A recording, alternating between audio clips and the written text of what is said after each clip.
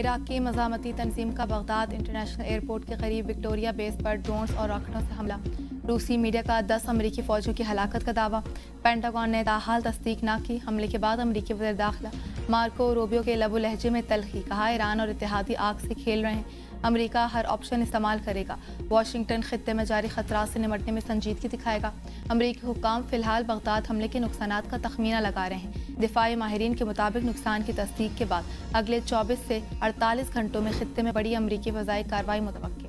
Iran की खलीजी ममालिक पर हमलों की नई लहर शुरू। दुबई और कुवैत एयरपोर्ट पर ड्रोन हमले। दुबई इंटरनेशनल एयरपोर्ट पर ड्रोन हमले से आग भड़क उठी। दुबई मीडिया ऑफिस के मुताबिक ड्रोन्स ने एयरपोर्ट पर ऑयल टैंकर को निशाना बनाया। वाक़े में कोई जानी नुकसान नहीं हुआ। फ्लाइट ऑपरेशन आरजी तौर पर मुअत्तल। कुवैती वज़ारत दिफा के मुताबिक एयरपोर्ट के रडार को नुकसान पहुंचा, कोई हलाकत नहीं हुई। 5 ड्रोन तबाह कर दिए। कुवैत में इतालवी फौज के अड्डे पर भी ड्रोन हमला, कोई जानी नुकसान नहीं हुआ। इमारती वज़ारत दिफा के मुताबिक इतवार को 4 बैलिस्टिक मिसाइल और 6 ड्रोन्स को रोका। 28 फरवरी से अब तक 298 बैलिस्टिक, 15 क्रूज मिसाइल और 1600 ड्रोन्स हमलों को नाकाम बनाया। सऊदी अरब ने रात से अब तक 60 से ज्यादा ड्रोन्स मार गिराए। इसराइली फौज ने लबनान में ज़मीनी कार्रवाई का आगाज़ कर दिया। इसराइली फौज के मुताबिक इस ऑपरेशन का मकसद हिजबुल्लाह के इंफ्रास्ट्रक्चर को तबाह करना है। दूसरी जानब लबनान के वज़ारत सेहत का कहना है कि 28 फरवरी से अब तक इसराइली हमलों में कम अज़ कम 850 अफराद हलाक और 2000 से ज़ायद ज़ख्मी हो चुके हैं।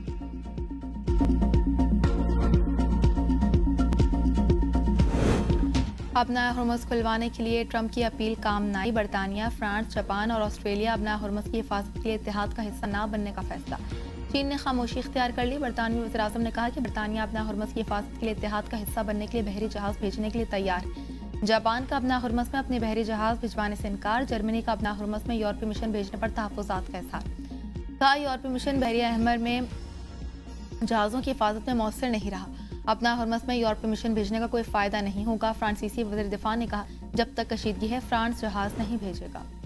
अपना हुर्मुज़ के तहफ़्फ़ुज़ के लिए चीन समेत 7 ममालिक से रब्ता किया। अगर उन्होंने मदद ना की तो हम याद रखेंगे। नेटो ने मदद नहीं की तो उसका मुस्तकबिल बहुत बुरा होगा। सदर ट्रंप की धमकी। मीडिया से गुफ्तगू में कहा, अगर चीन से मदद ना की तो चीनी सदर से मुलाकात ताख़ीर का शिकार हो सकती है। इसराइल अपना हुर्मुज़ को महफूज बनाने के लिए अमेरिका के साथ काम कर रहा है।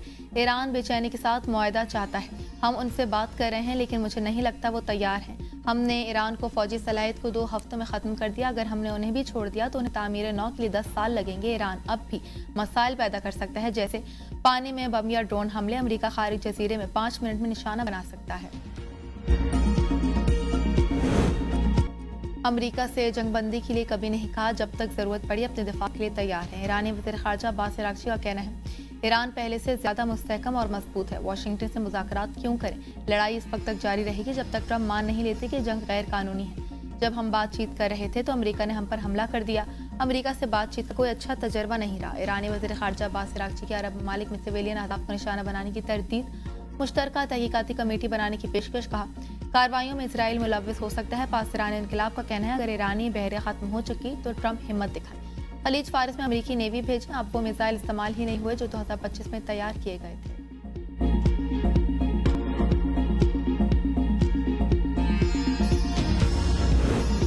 पाक अफवाज के अफगान तालिबान और फितनल खवारिज के खिलाफ फैसला कुन जवाबी कार्रवाइयाँ जारी। बाजोर सेक्टर में पाक अफगान सरहद से मुल्का अफगान तालिबान के पोस्टें मुकम्मल तबाह। पाक अफगान सरहद पर गाइड मिसाइल के जरिए अफगान तालिबान की पोस्टों को निशाना बनाया गया। रहीम यार खान में इमारत की छत गिरने से 4 खवातीन जाँ बहक, मुतअद्दिद ज़ख्मी। खवातीन बेनज़ीर इनकम सपोर्ट प्रोग्राम की इमदादी रकम लेने आई थी। शेख ज़ायद अस्पताल में इमरजेंसी नाफिज, रेस्क्यू और दीगर इमदादी इदारे ज़ख्मियों को फौरी तौर पर तिब्बी इमदाद फराहम कर रहे हैं। पंजाब इमरजेंसी सर्विस के मुलाजमीन सिविल नहीं पब्लिक सर्वेंट्स हैं। सुप्रीम कोर्ट ने रेस्क्यू 1122 के मुलाजमीन के मुतालिक तहरीरी फैसला जारी कर दिया। पंजाब सर्विस ट्रिब्यूनल का हुक्मनामा कलअदम करार, हुकूमत की अपीलें मंजूर कर ली। अदालती फैसले के मुताबिक रेस्क्यू 1122 के मुलाजमीन के सर्विस मामलात में पंजाब सर्विस ट्रिब्यूनल का कोई दायरा इख्तियार नहीं। महज इदारा सरकारी महकमा बनने से मुलाजमीन खुद ब खुद सिविल सर्वेंट नहीं बन जाते। रेस्क्यू 1122 के मुलाजमीन अलहदा कानूनी फ्रेमवर्क और रूल्स 2007 के तहत रेगुलेट होते हैं। 2021 की तरमीम के बाद भी पंजाब इमरजेंसी सर्विस आज़ाद कानूनी महकमा के तौर पर काम कर रही है। साबिक वज़ीर-ए-आज़म नवाज शरीफ और वज़ीर आला पंजाब मरियम नवाज के खिलाफ चौधरी शुगर मिल्स इंक्वायरी बंद करने की दरख्वास्त पर फैसला महफूज। एहतसाब अदालत लाहौर नैब प्रोसिक्यूटर ने दलाइल में कहा, मरियम नवाज और नवाज शरीफ के खिलाफ करप्शन शवाहिद नहीं है। चौधरी शुगर मिल तफ्तीश बंद कर चुकी है। नैब कानून में तरमीम के बाद नैब का दायर इख्तियार खत्म होने पर इंक्वायरी बंद कर दी गई। मरियम नवाज ने अपनी जमानत की 7 करोड़ रकम की वापसी के लिए लाहौर हाईकोर्ट से रुजू किया। एहतसाब अदालत की मंजूरी के बाद मरियम नवाज की जमानत की रकम वापस मिलेगी। मोटरसाइकिलों पर एम टैग लगाने के खिलाफ केस। इस्लामाबाद हाईकोर्ट की इंतजामिया को तलबा को रिलीफ देने और हिरासत न करने की हिदायत। चीफ जस्टिस सरफराज जोगर ने रिमार्क्स में कहा, जब हम स्टूडेंट थे तो तलबा के लिए रिलीफ और रियायत हुआ करती थी। चीफ जस्टिस से इस्तफसार किया, एम टैग क्यों लगवाए जा रहे हैं, जिस पर सरकारी वकील ने कहा कि शहरी धमाके के बाद सिक्योरिटी का मसला था। अदालत ने हुकूमती वकील को इंतजामिया का जवाब भी जमा करवाने का हुक्म दे दिया। केस की समाअत 6 अप्रैल तक मुलतवी कर दी गई।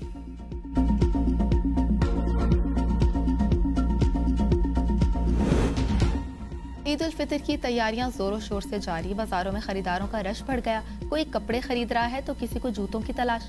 खवातीन हर सूट के साथ ज्वेलरी, पर्स और जूते मिलाने के लिए कोशिशां। बच्चों और खवातीन के कपड़ों के नित नए डिजाइन ने खरीदारी मुश्किल बना दी। पेट्रोल कीमतों में इजाफे और खलीजी जंग के बढ़ते असरात ने आम आदमी से ईद की खुशियां छीन ली। महंगाई के बायस कपड़े खरीद सकते हैं ना जूते। आबाई इलाके जाने के लिए ट्रांसपोर्ट किराया भी भारी पड़ने लगा। बच्चे नए कपड़ों और जूतों की जिद करें, लेकिन गरीब अफराद इस मुकदमे का शिकार हैं कि ईद कैसे मनाएं।